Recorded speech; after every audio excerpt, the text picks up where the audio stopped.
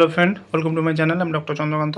তো আজকে আপনাদের চুল পড়ার সমস্যায় অর্থাৎ চুল পড়া কমাতে এবং নতুন চুল গজাতে কোন কোন খাবার, কোন কোন খাদ্যাভ্যাস আপনারা অভ্যাস করবেন যাতে আপনাদের চুল পড়া কমে এবং চুল ঘন হয় এবং নতুন চুল গজাতে পারে। তো সেই সমস্ত খাবারগুলো অভ্যাস করলে অবশ্যই ভালো উপকার পাবেন।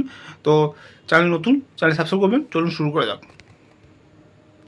তো প্রথমে প্রোটিন সমৃদ্ধ খাবার, চুলের প্রোটিন কেরাটিন, তাই প্রোটিন খুবই গুরুত্বপূর্ণ। প্রোটিন সমৃদ্ধ খাবার খেতে হবে, যেমন ডিম, মাছ, ডাল, মুরগির মাংস, এগুলো খুবই গুরুত্বপূর্ণ।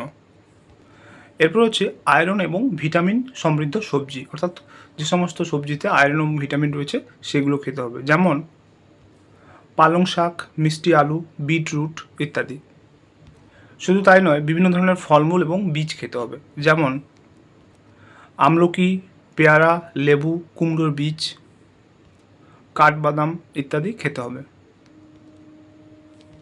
এছাড়াও দুগ্ধজাত খাবার খেতে হবে, যেমন দই, ইয়োগার্ট ইত্যাদি।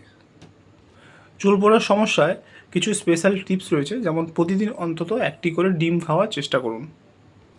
খাবারে আমলকি বা লেবু যোগ করুন। ওমেগা-3 ফ্যাটি অ্যাসিডের জন্য নিয়মিত মাছ খান। শাকসবজি বেশি করে খাওয়ার অভ্যাস করুন। তো আজকে জানলেন যে চুল পড়ার সমস্যায় এবং নতুন চুল গজাতে পারে কোন কোন খাবার, খাদ্যাভ্যাস অভ্যাস করতে হবে, সেটা আজকে জানলেন। যারা যারা চুল পড়ার সমস্যায় ভুগছেন, চুল পাতলা হয়ে যাচ্ছে, ঘন ঘন চুল পড়ছেন, তারা এই সমস্ত খাবারগুলো অভ্যাস করুন, অবশ্যই ভালো ফল পাবেন। তো আজকের ভিডিও এই পর্যন্ত। চ্যানেল নতুন, চ্যানেল সাবস্ক্রাইব করবেন, ভিডিও লাইক করবেন। Thank you for watching.